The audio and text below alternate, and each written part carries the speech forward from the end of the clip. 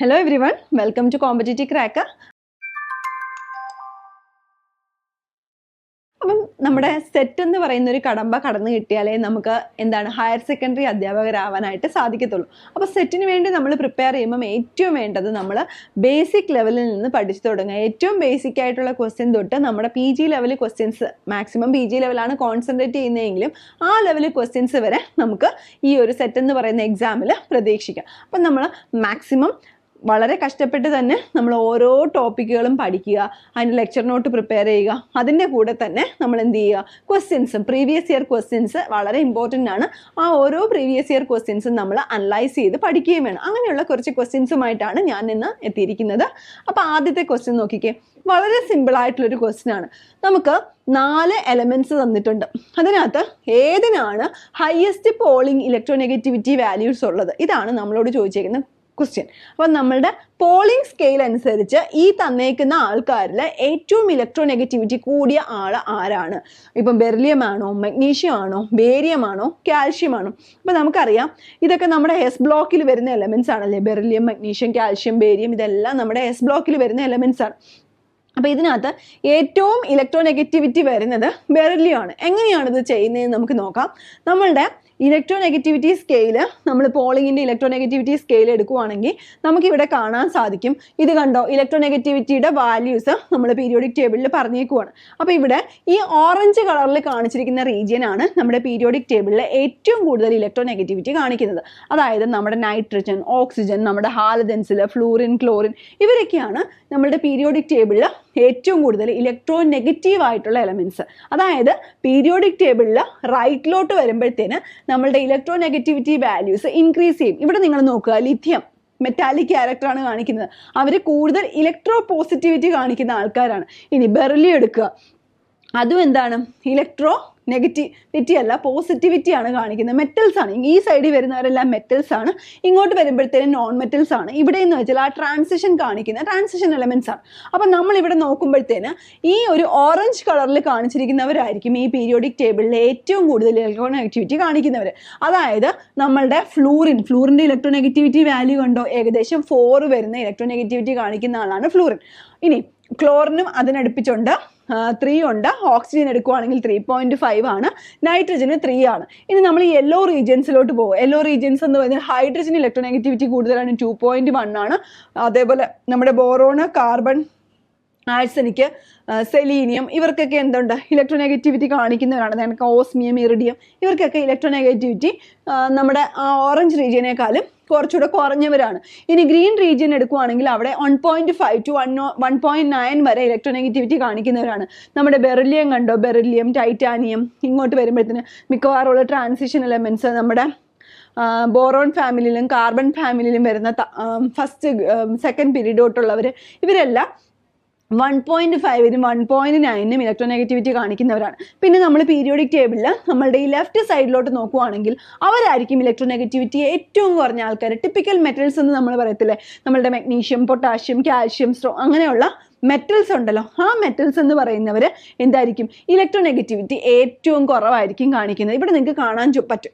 അപ്പം നമ്മളോട് ചോദിച്ചത് ബെറിലിയം, മഗ്നീഷ്യം, കാൽഷ്യം ഇവരുടെ ഒരു കമ്പാരിസൺ ആണ് ചോദിച്ചത്, മനസ്സിലാവുന്നു? അപ്പോൾ ഇവിടെ നമുക്ക് അതേപോലെ തന്നെ ബേരിയം അല്ലേ, ഇവരൊരു കമ്പാരിസൺ അല്ലേ ചോദിച്ചത്, ബേരിയം, കാൽഷ്യം ഇത്രയും ആൾക്കാരുടെ കമ്പാരിസൺ ആണ് ചോദിച്ചത്. അപ്പം നിങ്ങൾ നോക്കിക്കേ, ഇവിടെ ബെറിലിയത്തിൻ്റെത് 1.5 ആണ്, മഗ്നീഷ്യം എടുക്കുമ്പോഴത്തേന് 1.2 ആണ്, കാൽഷ്യത്തിന് 1.0, ബേരിയത്തിന് 1.9. അപ്പം നമ്മൾ കാണുന്ന ആ ഒരു ട്രെൻഡ്, പീരിയോഡിക് ടേബിളിലെ ട്രെൻഡ് എങ്ങനെയാണ്, നമ്മൾ ഫ്രം ടോപ്പ് ടു ബോട്ടം വരുമ്പോഴത്തേന് നമ്മളുടെ ഇലക്ട്രോനെഗറ്റിവിറ്റി വാല്യൂസ് എങ്ങനെയാണ്, കുറഞ്ഞുകൊണ്ടിരിക്കുകയാണ്. ഇവിടെ ഏതെടുത്താലും അങ്ങനെയല്ലേ, നമ്മൾ ട്രാൻസിഷൻ എലമെന്റ്സ് എടുത്താലും കണ്ടോ, സ്കാൻഡിയത്തിൽ നിന്ന് ലന്ധാനത്തിലോട്ട് വരുമ്പോഴത്തേന് ഇലക്ട്രോനെഗറ്റിവിറ്റി റെഡ്യൂസ്ഡ് ആവുകയാണ്.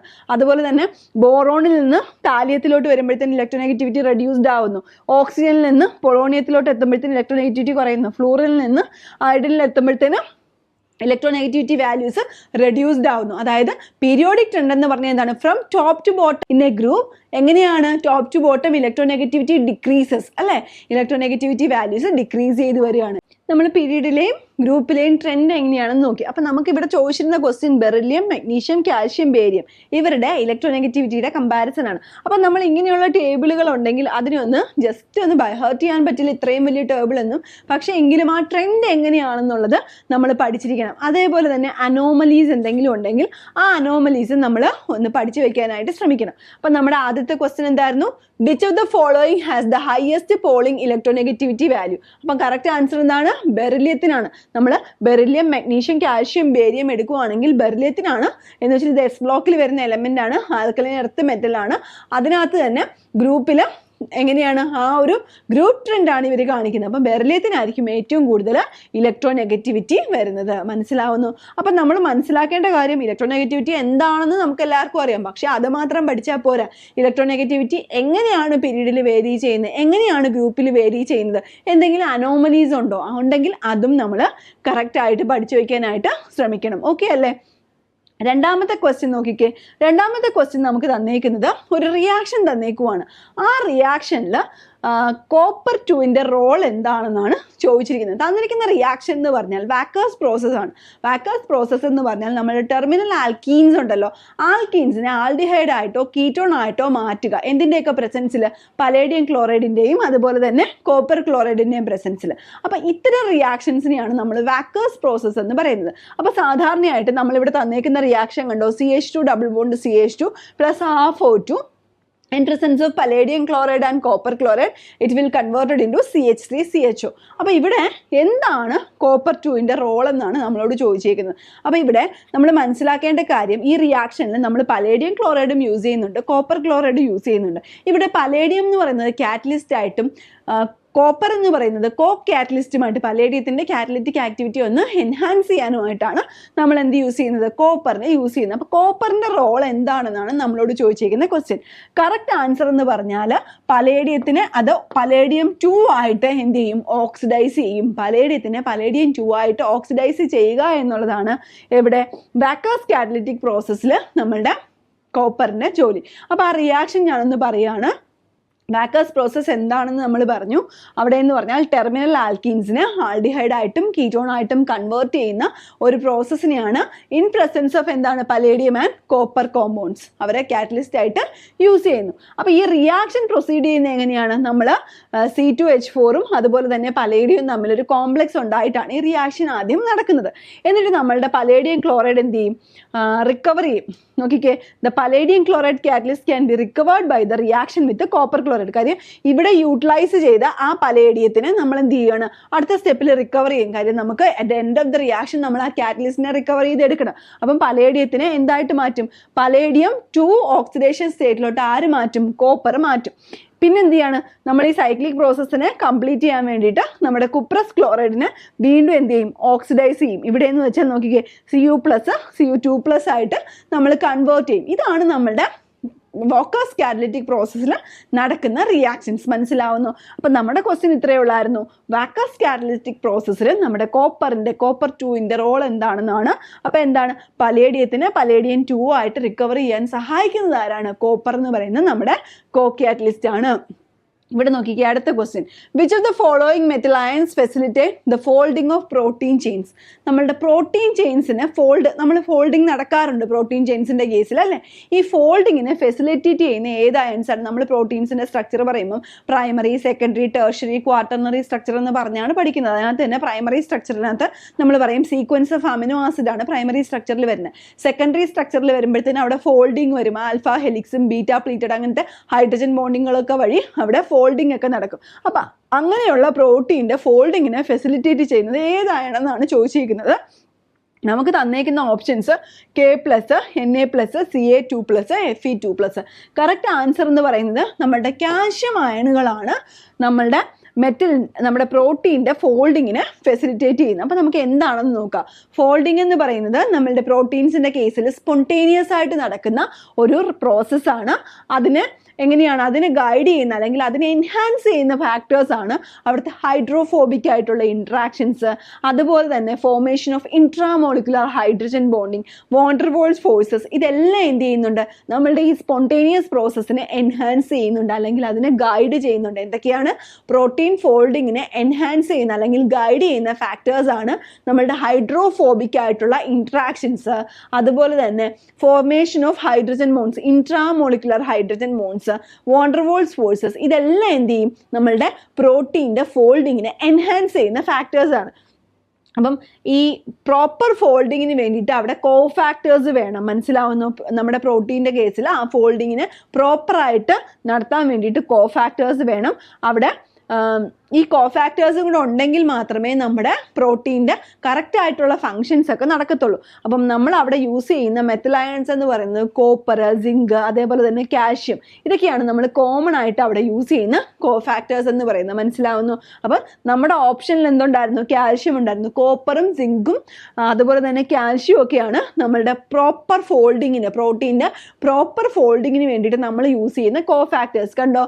നമുക്ക് കാൽഷ്യം ഉണ്ടായിരുന്നു, അതിൻ്റെ കൂടെ എന്തൊക്കെ വരും? കോപ്പറും സിങ്കും. അതെല്ലാം കറക്റ്റ് ആൻസറിൽ വരുന്നതാണ്. കാൽഷ്യം, കോപ്പർ, സിങ്ക്, ഇതൊക്കെയാണ് നമ്മളുടെ പ്രോട്ടീൻ ഫോൾഡിങ്ങിനെ ഫെസിലിറ്റേറ്റ് ചെയ്യുന്ന അയൺസ് എന്ന് പറയുന്നത്. അപ്പം ചില പ്രോട്ടീൻസ് ഉണ്ട്, അതെന്ന് പറയുന്നത് വേറെ പ്രോട്ടീൻസിൻ്റെ ഫോൾഡിങ്ങിനെ ഫെസിലിറ്റേറ്റ് ചെയ്യും.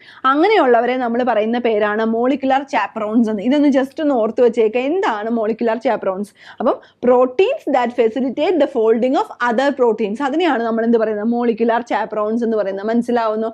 അപ്പം ഇങ്ങനെയുള്ള ക്വസ്റ്റ്യൻസും ഒന്ന് ഓർത്ത് വെച്ചേക്കുക. സിമ്പിൾ ആയിട്ടുള്ള ക്വസ്റ്റ്യൻ ആണ്. അപ്പം പ്രോട്ടീൻ ഫോൾഡിങ്ങിനെ സഹായിക്കുന്ന കോഫാക്ടേഴ്സ് ആണ് എന്തൊക്കെ പറയുന്നത്? നമ്മളുടെ മെറ്റൽ അയൺസ് ആയിട്ടുള്ള കോപ്പർ, സിങ്ക്, അതേപോലെ തന്നെ കാൽഷ്യം. ഇനി അടുത്ത ക്വസ്റ്റ്യൻ നോക്കിക്കേ. മിക്കവാറുമുള്ള എക്സാമുകൾക്ക് എല്ലാം ചോദിക്കുന്ന ഒരു ക്വസ്റ്റ്യൻ ആണ് ടേം സിമ്പലുമായിട്ടുള്ള ബന്ധപ്പെട്ട ക്വസ്റ്റ്യൻ. അപ്പോൾ ടേം സിമ്പിൾ എങ്ങനെയാണ് നമ്മൾ കണ്ടുപിടിക്കുന്നത്? ടേം സിമ്പിൾ കണ്ടുപിടിക്കുന്നതിന് ഒരു ജനറൽ ഫോർമുലയുണ്ട്, അത് ആദ്യം പഠിച്ചു വെച്ചേക്കുക. ജനറൽ ഫോർമുല എന്താണ്? 2s+1 LJ എന്ന് പറയുന്നതാണ് നമ്മുടെ ടേം സിമ്പിൾ കണ്ടുപിടിക്കുന്നതിനുള്ള ജനറൽ ഫോർമുല എന്ന് പറഞ്ഞാൽ. ഇവിടെ 2s+1 എന്ന് പറഞ്ഞാൽ എന്താ ഉദ്ദേശിക്കുന്നത്? ഇവിടുത്തെ മൾട്ടിപ്ലിസിറ്റി ആണ് ഉദ്ദേശിക്കുന്നത്. മനസ്സിലാവുന്നു? എന്താണ് മൾട്ടിപ്ലിസിറ്റി? ഇവിടെ ജെ എന്ന് പറയുന്നത് എന്താണ്? ജെ എന്ന് പറയുന്നത് L+S ആണ്. അപ്പോൾ എന്തൊക്കെയാണ് ഓരോന്നും നമുക്ക് പഠിക്കാം. അതിനു മുമ്പ് നമുക്ക് തന്നേക്കുന്ന എന്താണ്? നിക്കൽ 2+ അയൺ ആണ്. അപ്പം നിക്കലിൻ്റെ ഇലക്ട്രോണിക് കോൺഫിഗറേഷൻ എങ്ങനെ വരും? നിക്കൽ ആറ്റം എടുത്താൽ നിക്കലിൻ്റെ ഇലക്ട്രോണിക് കോൺഫിഗറേഷൻ വരുന്നത് 3d8 4s2 എന്ന് പറഞ്ഞാണ് നിക്കലിൻ്റെ കോൺഫിഗറേഷൻ വരുന്നത്. ഇവിടെ നമുക്ക് തന്നേക്കുന്നത് നിക്കൽ 2 അയൺസ് ആണ്. നിക്കൽ 2+ സ്റ്റേറ്റിലോട്ട് വരും, അല്ലെങ്കിൽ നിക്കൽ 2+ ആകുമ്പോൾ എങ്ങനെ വരും? അതിൻ്റെ കോൺഫിഗറേഷൻ എങ്ങനെ മാറും? 3d8 എന്ന് പറഞ്ഞ് മാറും അല്ലേ? 3d8 ആണ്. അപ്പം നമ്മൾ ഇതിൻ്റെ കേസിലാണ് എന്ത് കണ്ടുപിടിക്കേണ്ടത്? ടേം സിമ്പിൾ കണ്ടുപിടിക്കേണ്ടത്. അപ്പം ഇത് ഡി ബ്ലോക്ക് എലമെൻ്റ് ആണ്. അപ്പം നമ്മൾ എങ്ങനെയാണ്? ഡിയിൽ 5 ഓർബിറ്റൽസ് വരുന്നുണ്ട്. എങ്ങനെയാണ്? 3, 4, 5. അപ്പം എങ്ങനെയാണ് ഇലക്ട്രോൺസ് ഫിറ്റ് ചെയ്യുന്നത്? 1, 2, 3, 4, 5, 6, 7, 8. ഇത് നമ്മൾ എന്താ ചെയ്യുന്നത്? ഈസി മെത്തേഡാണ് ഞാൻ പറഞ്ഞത്, ഏറ്റവും ഈസി ആയിട്ടുള്ള മെത്തേഡ്. ഇത് നമ്മൾ ഇവിടുത്തെ ML വാല്യൂസ് എഴുതും. ഇവിടുത്തെ ഡി ഓർബിറ്റലിൻ്റെ കേസിൽ ML വാല്യൂസ് ഏതൊക്കെയാണ്? നമ്മളുടെ ML വാല്യൂസ് -2, -1, 0, 1, 2 എന്നുള്ളതാണ് ML വാല്യൂസ്. ഇനി നമ്മൾ എന്ത് ചെയ്യും? ഈ ML വാല്യൂസ് യൂസ് ചെയ്തിട്ട് എന്ത് ചെയ്യും? ക്യാപിറ്റൽ L വാല്യൂസ് കണ്ടുപിടിക്കും. മനസ്സിലാവുന്നു? L വാല്യൂസ് കണ്ടുപിടിക്കാനായിട്ട് നമ്മൾ നോക്കുമ്പോഴത്തേന് നമുക്ക് മനസ്സിലാവുന്ന കാര്യം എന്താണ്? ഇവിടെ ML വാല്യൂസ് ഇവിടെ -2 +2 പോയി, ഇവിടെ ഇത് രണ്ടും കൂടെ ക്യാൻസൽ ചെയ്ത് പോയി. പിന്നെ വരുന്നത് നോക്കിക്കേ, 2ഉം 1ഉം കൂടെ ചേരുമ്പോഴത്തേന് നമ്മളുടെ L വാല്യൂ എന്താ വരുന്നത്? 3 വരും. എല്ലിൻ്റെ വാല്യൂ 3 എന്ന് പറഞ്ഞാൽ അതിൻ്റെ മീനിങ് എന്താണ്? എല്ലിൻ്റെ വാല്യൂ 0 ആണെങ്കിൽ അവിടെ വരുന്ന ടേം S ആണ്. എല്ലിൻ്റെ വാല്യൂ 1 വന്നാൽ അവിടെ വരുന്ന ടേം P ആണ്. എല്ലിൻ്റെ വാല്യൂ 2 ആണെങ്കിൽ അവിടെ വരുന്ന ടേം D ആണ്. എല്ലിൻ്റെ വാല്യൂ ഇവിടെ നമുക്ക് 3 ആണ് കിട്ടിയേക്കുന്നത്. അപ്പം നമുക്ക് അവിടെ വരുന്ന ടേം എന്താണ്? F ടേം ആണ് കിട്ടുന്നത്. മനസ്സിലാവുന്നു? ഇപ്പോൾ ഫോർ എക്സാമ്പിൾ ആയിട്ട് നിങ്ങൾക്ക് കൂടുതൽ മനസ്സിലാവാൻ വേണ്ടി ഞാൻ പറയുകയാണ്. ഇപ്പോൾ D1 എന്ന് പറയുന്നൊരു കോൺഫിഗറേഷനാണ്. D1 എന്ന് പറയുന്ന കോൺഫിഗറേഷൻ വന്നാൽ നമ്മുടെ L വാല്യൂ എങ്ങനെ വരും? -2, -1, 0, 1, 2 എന്നല്ലേ പറയുന്നത്. D1 കോൺഫിഗറേഷൻ വന്നാൽ അവിടുത്തെ L വാല്യൂ എന്ന് പറഞ്ഞാൽ എന്ത് വരും? 2 വരും. -2 ആണ്. അപ്പോൾ അതിന് 2 എന്ന് എടുക്കുക. 2 എന്ന് പറഞ്ഞാൽ അവിടുത്തെ ടേം എന്ത് വരും? 1 ആണെങ്കിൽ P വരും, 2 ആണെങ്കിൽ D വരും. അപ്പം D ടേം കിട്ടി. ഇനി ഇവിടെയും കൂടെ വന്നാലോ? ഇവിടെ 2ഉം 3ഉം കൂടെ നമ്മൾ ആഡ് ചെയ്യുക. അപ്പോൾ എത്ര വരും? നമ്മുടെ ടേം എന്ന് പറയുന്നത് എഫ് ടേം വരും. ഇനി ഇങ്ങനെയാണെങ്കിലോ, ഇവിടെ 0 അല്ലേ വന്നേക്കുന്നത്, അഗെയിൻ നമുക്ക് എഫ് ടേം തന്നെ വരും. ഇങ്ങനെ വരുവാണെങ്കിൽ ഇവിടുത്തെ എം എല്ലിൻ്റെ -1ഉം +1ഉം കൂടെ ക്യാൻസൽ ചെയ്യും. അപ്പം നമുക്ക് വീണ്ടും അഗെയിൻ നമുക്ക് ഡി ടേം കിട്ടും. ഇങ്ങനെ വരുവാണെങ്കിലോ, ഇങ്ങനെ വരുവാണെങ്കിൽ -2ഉം +2ഉം ക്യാൻസൽ ചെയ്തു, -1ഉം 1ഉം ക്യാൻസൽ ചെയ്തു. അകത്ത് ആദ്യമുള്ളത് 0 ആണ്. 0 എന്ന് പറയുമ്പോൾ എസ് ടേം വരും. മനസ്സിലാവുന്നു? ഇങ്ങനെയാണ് നമ്മൾ ടേംസ് കണ്ടുപിടിക്കുന്നത്. ഓക്കെ, അപ്പോൾ ഇവിടെ നമുക്ക് കിട്ടിയ ടേം എന്താണ്? 3 ആണ്. ഇവിടെ 2ഉം 1ഉം കൂടെ 3 കിട്ടി. അതായത് എൽ വാല്യൂ 3 ആണ്. അതായത് നമുക്ക് കിട്ടിയേക്കുന്ന ടേം എന്താണ്? നമ്മുടെ ടേം എന്ന് പറയുന്നത് എഫ് ടേം ആണ്. ഇതാണോ നമ്മുടെ ടേം സിമ്പൽ ആദ്യം കണ്ടുപിടിക്കുന്നത്? അല്ല, നമുക്ക് മൾട്ടിപ്ലിസിറ്റി കണ്ടുപിടിക്കണം. 2s + 1. അപ്പോൾ ഇവിടെ നോക്കിക്കേ, ഇവിടെ +1/2 -1/2 0 ആയിപ്പോയി. +1/2 -1/2 0 ആയിപ്പോയി. ഇലക്ട്രോണിൻ്റെ സ്പിൻ കണ്ട് ഇവിടെയും +1/2 -1/2 0 ആയിപ്പോയി. ഇവിടെ നോക്കിക്കേ, ഇവിടെ ഒരു ഹാഫ് ഉണ്ട്, ഇവിടെ ഒരു ഹാഫ് ഉണ്ട്. അപ്പോൾ എസിൻ്റെ വാല്യൂ എന്തൊക്കെ വരും? എസിൻ്റെ വാല്യൂ എന്ന് പറഞ്ഞാൽ എത്ര വരും? 2 ഇലക്ട്രോൺസ് ഉണ്ട്, ഓരോന്നിൻ്റെയും സ്പിന്ന് ഹാഫാണ്, അതായത് 1 വരും. അതായത് നമ്മുടെ 2s + 1 വാല്യൂ എന്ന് പറഞ്ഞാൽ എന്ത് വരും? 2 × 1 + 1 വരും. അതായത് 3 വരും. അതായത് 2s + 1 വാല്യൂ നമുക്ക് കിട്ടിയേക്കുന്നത് 3 ആണ്. എല്ലിൻ്റെ വാല്യൂ നമുക്ക് എന്ത് കിട്ടി? എഫ് എന്ന് കിട്ടി, ജെ. 3fj എന്ന് പറഞ്ഞ് നമുക്ക് ടേം കിട്ടി. ഇനി നമ്മൾ ജെ വാല്യൂ കണ്ടുപിടിക്കണം. ജെ വാല്യൂ കണ്ടുപിടിക്കുന്നത് എങ്ങനെയാണ്? ജെ വാല്യൂ കണ്ടുപിടിക്കുന്നതെന്ന് പറഞ്ഞാൽ L + S മുതൽ L - S വരെയുള്ള വാല്യൂസ് ആണ് നമ്മൾ എടുക്കുന്നത്. ഇവിടെ നമ്മൾ ഓർക്കേണ്ട കാര്യം, അപ് ടു ഹാഫ് ഫിൽഡ് അല്ലെങ്കിൽ ലെസ് ദാൻ ഹാഫ് ഫിൽഡ് ആണെങ്കിൽ നമ്മൾ ലോവസ്റ്റ് വാല്യൂ ഓഫ് ജെ എടുക്കും. അല്ല, മോർ ദാൻ ഹാഫ് ഫിൽഡ് ആണ് ഇലക്ട്രോണിക് കോൺഫിഗറേഷൻ. ഫോർ എക്സാമ്പിൾ നമ്മുടെ ഇവിടെ കേസിൽ 3d8 d5നേക്കാളും കൂടിയ എന്ന് വെച്ചാൽ മോർ ദാൻ ഹാഫ് ഫിൽഡ് ആണ്. അപ്പം നമ്മൾ എന്ത് ചെയ്യും? ഹയസ്റ്റ് വാല്യൂ ഓഫ് ജെ ആയിരിക്കും അവിടെ എടുക്കുന്നത്. ഇവിടെ നിങ്ങൾ മനസ്സിലാക്കേണ്ട കാര്യം, നമുക്ക് എൽ വാല്യൂ എന്താണെന്ന് കിട്ടി? 3 ആണെന്ന് കിട്ടി. എസിൻ്റെ വാല്യൂ എന്താണെന്ന് കിട്ടി? 1 കിട്ടി. അപ്പം 3 + 1 തൊട്ട് 3 - 1 വരെയുള്ള ടേംസ്. അതായത് എന്തൊക്കെ വരാൻ? ജെ വാല്യൂസ് 3 + 1 എന്ന് പറഞ്ഞാൽ 4 വരും, 3 - 1 എന്ന് പറഞ്ഞാൽ 2 വരും. അതായത് 4, 3, 2 ഇങ്ങനെ 3 ജെ വാല്യൂസ് കിട്ടും. അതിന് നമ്മൾ പറഞ്ഞു മോർ ദാൻ ഹാഫ് ഫിൽഡ് ആണ് ഇവിടുത്തെ കോൺഫിഗറേഷൻ. അപ്പം നമ്മൾ എന്തോ ചെയ്യും? ഹയസ്റ്റ് ജെ വാല്യൂ എടുക്കും. അതായത് ഇതിൻ്റെ ടേം സിമ്പിൾ എങ്ങനെ വരും? 3f4 എന്ന് പറഞ്ഞ് വരും. അതാണോ കറക്റ്റ് ആൻസർ? കറക്റ്റ് ആൻസർ എന്ന് പറഞ്ഞാൽ നമ്മുടെ ഓപ്ഷൻ ഡി ആണ്. 3f4 എന്ന് പറഞ്ഞാണ് നമ്മുടെ ടേം സിമ്പിൾ വരുന്നത്. മനസ്സിലാവുന്നു? ഇങ്ങനെ സിമ്പിളായിട്ടുള്ള രീതിയിൽ വളരെ ഈസി ആയിട്ട് നമുക്ക് ടേം സിമ്പിൾ കണ്ടുപിടിക്കാൻ പറ്റും. മിക്കവാറും എക്സാമുകൾക്കൊക്കെ ചോദിക്കുന്നതാണ്. അപ്പം നിങ്ങൾക്ക് ഇങ്ങനെയുള്ള ക്വസ്റ്റ്യൻസ് ഒക്കെ മനസ്സിലാവണമെന്നുണ്ടെങ്കിൽ കണ്ടിന്യൂസ് ആയിട്ട് ഓരോ എക്സാമ്പിൾ എടുത്ത് നിങ്ങൾ ചെയ്ത് നോക്കുക. എങ്കിലേ നിങ്ങൾക്ക് പരീക്ഷ ആവുമ്പോഴത്തേന് അതിനകത്തുള്ള ഒരു കാര്യങ്ങൾ ആൻസർ ചെയ്യാനായിട്ട് പറ്റും. ഇവിടെ നോക്കിക്കേ, the d orbital used in DsP2 hybridization in NiCN4 2- is. ഇവിടെ മനസ്സിലാക്കേണ്ട കാര്യം, നമ്മളുടെ നമുക്ക് തന്നിട്ടുണ്ട് NiCN4 2- ഹൈബ്രിഡൈസേഷൻ എന്താണെന്ന് തന്നിട്ടുണ്ട്, DsP2 ഹൈബ്രിഡൈസേഷൻ എന്ന് തന്നിട്ടുണ്ട്. ഇവിടെ ക്വസ്റ്റ്യൻ എന്താണ്? ഇവിടെ DsP2 ഇൻക്ലൂഡഡ് ആവുന്ന ഡി ഏതാണ്? നമുക്കറിയാം ഡി ഓർബിറ്റൽസ് 5 ടൈപ്പ് ഇല്ലേ? DXY ഉണ്ട്, DXZ ഉണ്ട്, DYZ ഉണ്ട്, DX² - Y² ഉണ്ട്, അതുപോലെ തന്നെ DZ² ഉണ്ട്. ഇങ്ങനെ 5 ആൾക്കാരുണ്ട്. ഇതിനകത്ത് നമുക്കറിയാം ഡി ഓർബിറ്റൽസ് 2 സെറ്റായിട്ട് നമുക്ക് പറയാം. ഇൻ ബിറ്റ്വീൻ ദ ആക്സിസ്, അതായത് DXYയും DXZും DYZും എങ്ങനെയാണ്?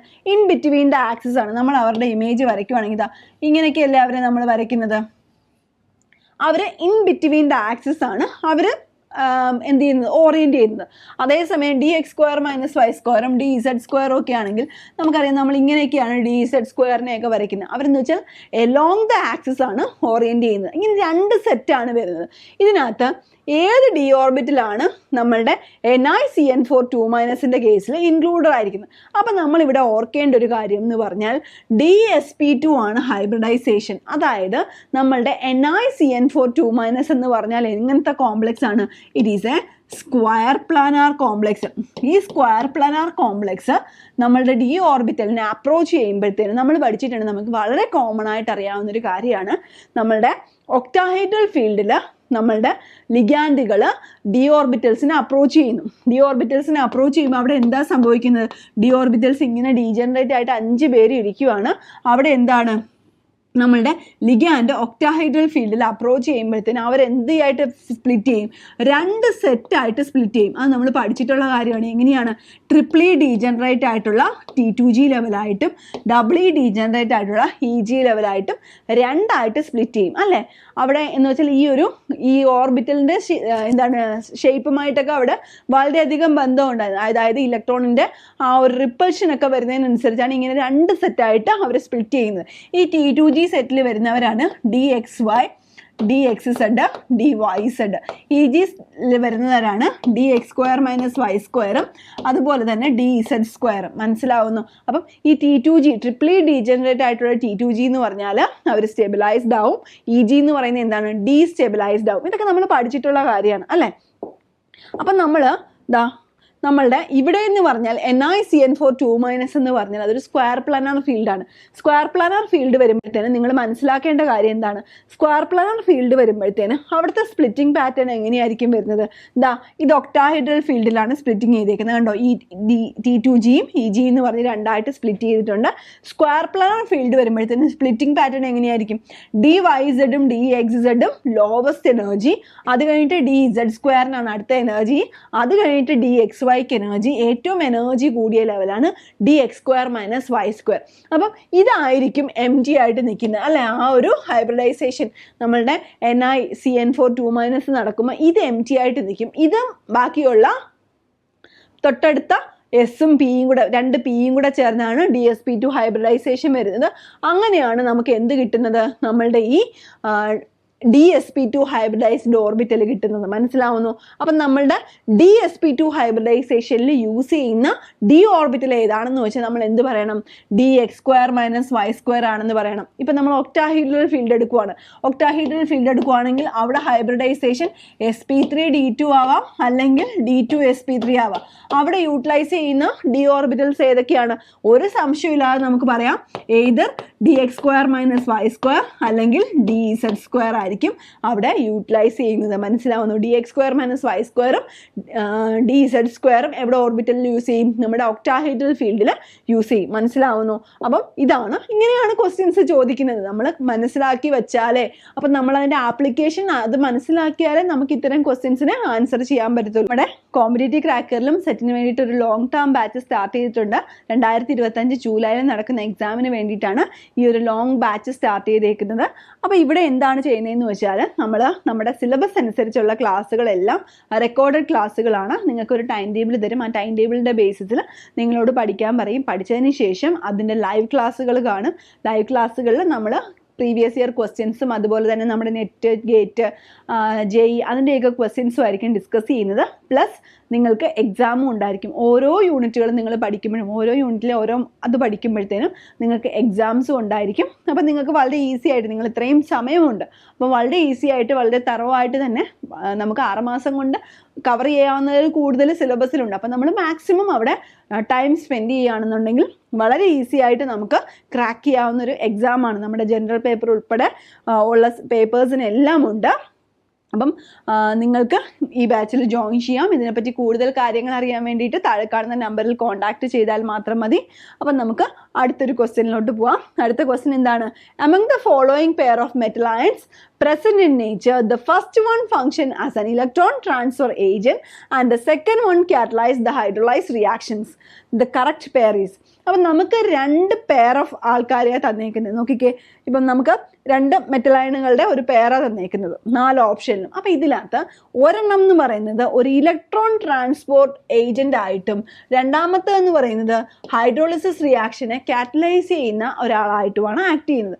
അപ്പം ഏതൊക്കെയാണ് റെസ്പെക്റ്റീവ് പെയർ എന്നാണ് നമ്മളോട് ചോദിച്ചേക്കുന്നത്. അപ്പം മനസ്സിലാക്കുക, നമ്മൾ അയൺ സൾഫർ പ്രോട്ടീനുകൾ പഠിച്ചിട്ടുണ്ട്. 4 iron 4 sulphur protein, 2 iron 2 sulphur protein, അതുപോലെ തന്നെ റുബ്രിഡോക്സിൻ, ഫെറിഡോക്സിൻ എന്നൊക്കെ പറഞ്ഞ് നമ്മൾ പഠിക്കാറുണ്ട്. അപ്പം അവരെന്താണെന്നാണ് നമ്മൾ പഠിക്കുന്നത്?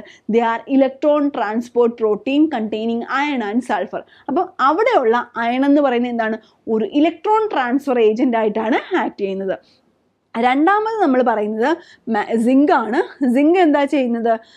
അത് ഹൈഡ്രോലൈസ് റിയാക്ഷൻസിനെ കാറ്റലൈസ് ചെയ്യുക എന്നുള്ളൊരു ഫംഗ്ഷനാണ് ചെയ്യുന്നത്. അപ്പോൾ കറക്റ്റ് പേര് നമുക്ക് മനസ്സിലായി. അപ്പം നോക്കിക്കേ, അയൺ എന്ന് പറയുന്നത് ഒരു ഇലക്ട്രോൺ ട്രാൻസ്ഫർ ഏജന്റ് ആയിട്ടാണ് പല എൻസൈമുകളിലും ആക്ട് ചെയ്യുന്നത്.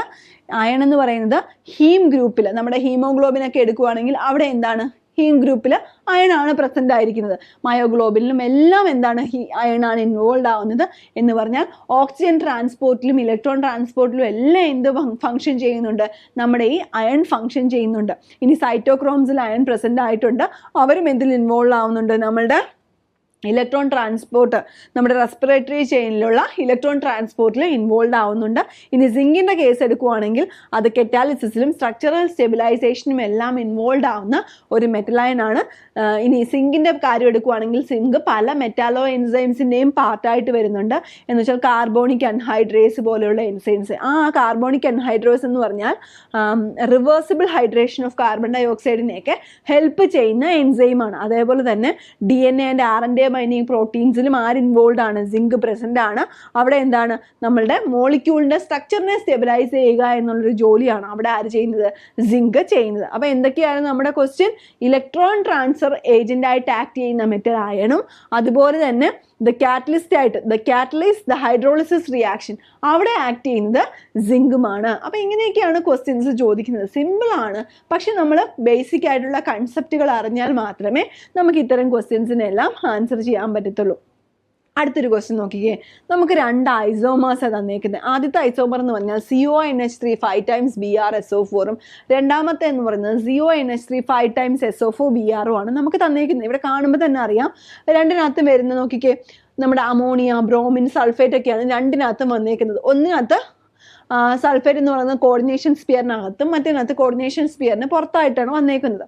ഇതിന് രണ്ടിനെ എങ്ങനെയാണ് നമ്മൾ ഡിസ്റ്റിങ്ക്വിഷ് ചെയ്യുന്നത്? How to distinguish these isomers, എങ്ങനെ ഡിസ്റ്റിങ്ക്വിഷ് ചെയ്യും? അവിടെ ഏത് റിയേജൻറ്റ് യൂസ് ചെയ്യുമെന്നാണ് ചോദിച്ചേക്കുന്നത്. സോഡിയം ഹൈഡ്രോക്സൈഡ് ആണോ, ബേരിയം ക്ലോറൈഡ് ആണോ, അമോണിയം ഹൈഡ്രോക്സൈഡ് ആണോ, സോഡിയം കാർബണേറ്റ് ആണോ? അപ്പം നമ്മൾ ഇവരെ ഡിസ്റ്റിങ്ക്വിഷ് ചെയ്യണമെങ്കിൽ കോമൺ ആയിട്ടുള്ളൊരു റിയേജൻറ്റ് രണ്ടിലും 2 റിയാക്ഷൻസ് തരുന്നതായിരിക്കണം. അപ്പം നമ്മളിവിടെ കറക്റ്റ് ആൻസർ എന്ന് പറയുന്നത് ബേരിയം ക്ലോറൈഡ് ആണ്. അപ്പം ബേരിയം ക്ലോറൈഡ് എങ്ങനെയാണ് ഈ 2 ഐസോമേഴ്സിനെ ഡിസ്റ്റിങ്ക്വിഷ് ചെയ്യുന്നതെന്ന് നമുക്കൊന്ന് നോക്കാം. ഇവിടെ നമുക്ക് തന്നേക്കുന്ന കോംപ്ലക്സുകൾ ഏതൊക്കെയാണ്? CONH3 5 times BrSO4 CONH3 5 times SO4Br ആണ്. ഇവർ നമുക്ക് ഒന്നുകിൽ ബേരിയം ക്ലോറൈഡ് യൂസ് ചെയ്ത് ഡിസ്റ്റിങ്ക്വിഷ് ചെയ്യാം, അല്ലെങ്കിൽ we can use silver nitrate. Barium ക്ലോറൈഡോ സിൽവർ നൈട്രേറ്റോ യൂസ് ചെയ്ത് നമുക്ക് ഈ 2 കോമ്പൗണ്ട്സിനെയും ഡിസ്റ്റിങ്ക്വിഷ് ചെയ്യാനായിട്ട് പറ്റും. ഇവിടെ എക്സാമ്പിൾ ആയിട്ട് പറയുവാണെങ്കിൽ CONH3 5 times BrSO4 അതെന്ന് പറയുന്നത് റെഡ് വയലറ്റ് കളറാണ്. പിന്നെ അക്വസ് സൊല്യൂഷൻ എടുക്കുവാണെങ്കിൽ അതെന്ത് ചെയ്യും, നമ്മുടെ aqueous solution gives a white precipitate of barium sulfate with barium chloride solution. അപ്പോൾ ഈ ഒരു കോമ്പൗണ്ട് ഇത് റെഡ് വയലറ്റ് കളറിലുള്ള ഒരു കോമ്പൗണ്ട് ആണ്. കണ്ടോ, CONH3 5 times BrSO4 എന്ന് പറഞ്ഞാൽ റെഡ് വയലറ്റ് കളറിലുള്ള കോമ്പൗണ്ട് ആണ്. ഇതിൻ്റെ അക്വസ് സൊല്യൂഷനെ നമ്മൾ ബേരിയം ക്ലോറൈഡ് വെച്ചിട്ട് ട്രീറ്റ് ചെയ്യുവാണെങ്കിൽ നമുക്ക് എന്ത് കിട്ടും? ഒരു വൈറ്റ് precipitate കിട്ടും. എന്തിൻ്റെ? ബേരിയം സൾഫേറ്റിൻ്റെ. കാര്യം എന്താണ്, ഇവിടെ കോർഡിനേഷൻ, ഇത് നമ്മൾ പഠിച്ചിട്ടുണ്ട്, കോർഡിനേഷൻ കോമ്പൗണ്ടുകൾ അവരെന്ത് ചെയ്യത്തില്ല, അവർ ഇൻഡിവിജ്വൽ അയൺസ് ആയിട്ട് കംപ്ലീറ്റ് ആയിട്ട് അങ്ങ് ഡിസോസിയേറ്റ് ചെയ്യത്തില്ല. ഇത് എങ്ങനെയായിരിക്കും ഡിസോസിയേറ്റ് ചെയ്യുന്നത്? ഇവിടെ 2- SO4 2- CONH3 5 times Br 2+ ആയിട്ടായിരിക്കും ഡിസോസിയേറ്റ് ചെയ്യുന്നത്. അപ്പോൾ ഈ ഒരു മിക്സറിൽ ഇതിൻ്റെ അക്വസ് സൊല്യൂഷൻ എടുത്തിട്ട് ഈ ഒരു മിക്സറിലോട്ട് നമ്മൾ ബേരിയം ക്ലോറൈഡ് ആഡ് ചെയ്യുവാണെങ്കിൽ ഇവിടെ എന്ത് precipitate ചെയ്യും?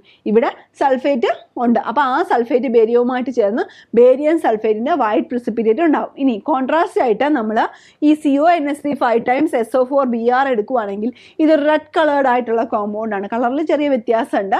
അപ്പം ഈ കോംപ്ലക്സിന് നമ്മൾ എന്തുമായിട്ട് ട്രീറ്റ് ചെയ്യാണ്? ബേരിയം ക്ലോറൈഡുമായിട്ട് ട്രീറ്റ് ചെയ്യുവാണെങ്കിൽ ഇതെന്ത് ചെയ്യത്തില്ല, നമുക്ക് പോസിറ്റീവ് സൾഫേറ്റ് ടെസ്റ്റ് തരത്തില്ല. ഇതേ കേസാണ് സിൽവർ നൈട്രേറ്റുമായിട്ടുള്ളത്. ഇവിടെ സിൽവർ നൈട്രേറ്റുമായിട്ട് ട്രീറ്റ് ചെയ്യുവാണെങ്കിൽ ഇവിടെ എന്തുണ്ടാവും? സിൽവർ ബ്രോമൈഡ് ഉണ്ടാവും. ഇവിടെ ആണെങ്കിൽ അങ്ങനെ നമുക്ക് ഒരു പോസിറ്റീവ് ടെസ്റ്റ് എന്തിന് തരത്തില്ല? ബ്രോമൈഡിന് തരത്തില്ല. അങ്ങനെ നമുക്ക് 2 കോമ്പൗണ്ടുകളെയും ഡിസ്റ്റിങ്ക്വിഷ് ചെയ്യാം. അപ്പോൾ ഇങ്ങനെയുള്ള ഐസോമേഴ്സ് ഉണ്ടെങ്കിൽ അവരെ കോമൺ ആയിട്ട് എന്ത് ചെയ്യുക? പ്രിസിപ്പിറ്റേറ്റ് ചെയ്യാൻ പറ്റുന്ന ആരെങ്കിലും ഉണ്ടോ എന്ന് നോക്കുക. അപ്പോൾ പ്രിസിപ്പിറ്റേറ്റ് ചെയ്യാൻ പറ്റുന്ന ഇവിടെ നോക്കിക്കുക, ആദ്യത്തെ കേസിൽ ബേരിയം ക്ലോറൈഡ് യൂസ് ചെയ്താൽ ബേരിയം ക്ലോറൈഡിൻ്റെ വൈറ്റ് പ്രിസിപ്പിറ്റേറ്റ് തരും. രണ്ടാമത്തെ കേസിൽ ബേരിയം ക്ലോറൈഡ് നമ്മൾ യൂസ് ചെയ്യുവാണെങ്കിൽ അവിടെ എന്ത് തരത്തില്ല? നമ്മളുടെ സൾഫേറ്റിൻ്റെ പോസിറ്റീവ് ടെസ്റ്റ് തരത്തില്ല. അങ്ങനെ നമുക്ക് ഡിസ്റ്റിങ്ക്വിഷ് ചെയ്യാം. രണ്ടാമത്തെ കേസിൽ ഇവിടെ നമ്മൾ സിൽവർ നൈട്രേറ്റ് യൂസ് ചെയ്യുവാണെങ്കിൽ സിൽവർ ബ്രോമൈഡിൻ്റെ പ്രസിപ്പിറ്റേറ്റ് ഉണ്ടാവും. പക്ഷേ ആദ്യത്തെ കേസിൽ ബ്രോമിൻ്റെ പോസിറ്റീവ് ടെസ്റ്റ് തരത്തില്ല. അങ്ങനെ നമുക്ക് എന്ത് ചെയ്യാൻ പറ്റും? രണ്ട് കോമ്പൗണ്ടുകളെയും ഡിസ്റ്റിങ്ക്യൂഷ് ചെയ്യാനായിട്ട് സാധിക്കും. മനസ്സിലാവുന്നു? അപ്പം ഇങ്ങനെയുള്ള ഐസോമേഴ്സിനെ ഡിസ്റ്റിങ്ക്യൂഷ് ചെയ്യാൻ ഇവിടെ നമുക്ക് സ്പെസിഫിക് ആയിട്ട് തന്നിട്ടുണ്ട്. അപ്പം നമ്മൾ ഇങ്ങനത്തെ ക്വസ്റ്റ്യൻസ് വേറെ വന്നാലും ചെയ്ത് നോക്കേണ്ടത് ഇങ്ങനെയാണ്. ഒന്നിന് എന്താണ് മറ്റേനകത്ത് അതിൻ്റെ പോസിറ്റീവ് ടെസ്റ്റ് തരാതെ ഇരിക്കും. അപ്പം ഇങ്ങനെയാണ് നമ്മൾ മനസ്സിലാക്കേണ്ടത്. ഓക്കെ, അപ്പം ഇത്രയൊക്കെയാണ് നമ്മൾ ഇന്ന് ഡിസ്കസ് ചെയ്ത ക്വസ്റ്റ്യൻസ്. വളരെ സിമ്പിളായിട്ടുള്ള കുറച്ച് ക്വസ്റ്റ്യൻസ് ആണ്. അപ്പം വളരെ ഈസി ആയിട്ട് നിങ്ങൾക്ക് ഇങ്ങനെയുള്ള ക്വസ്റ്റ്യൻസ് അറ്റൻഡ് ചെയ്യണമെങ്കിൽ നിങ്ങൾക്ക് ഞാൻ പറയുമ്പം വളരെ സിമ്പിളായിട്ട് തോന്നും. പക്ഷേ നിങ്ങൾ ആദ്യമായിട്ടാണ് ആ ക്വസ്റ്റ്യൻ കാണുന്നതെങ്കിൽ അത്ര എളുപ്പമായിരിക്കില്ല. നിങ്ങൾ കുറച്ച് ചിന്തിച്ച് തന്നെ ചെയ്യേണ്ട പല ക്വസ്റ്റ്യൻസ് ഉണ്ട്. ഇപ്പോൾ ഇലക്ട്രോനെഗറ്റിവിറ്റി എന്നാ നിങ്ങൾക്ക് അറിയാവുന്ന കാര്യമാണ്. പക്ഷേ അതെങ്ങനെയാണ്, ഗ്രൂപ്പിൽ എങ്ങനെയാണ്, പീരീഡിൽ എങ്ങനെയാണ്, അപ്പം നമ്മളത് നല്ല തറവായിട്ട് പഠിക്കണം. അപ്പോൾ ഈ വീഡിയോ ഇഷ്ടപ്പെട്ടെങ്കിൽ നിങ്ങൾ ലൈക്ക് ചെയ്യുക. അതുപോലെ തന്നെ കൂടുതൽ വീഡിയോസിന് വേണ്ടിയിട്ട് കമൻറ്റ് ചെയ്യുക. അതുപോലെ തന്നെ ഇങ്ങനെയുള്ള കൂടുതൽ വീഡിയോസ് നിങ്ങൾ കാണാൻ ആഗ്രഹിക്കുന്നുണ്ടെങ്കിൽ ഞങ്ങളുടെ ചാനൽ സബ്സ്ക്രൈബ് ചെയ്യുകയും ചെയ്യണം. അപ്പോൾ എല്ലാവർക്കും താങ്ക് യു.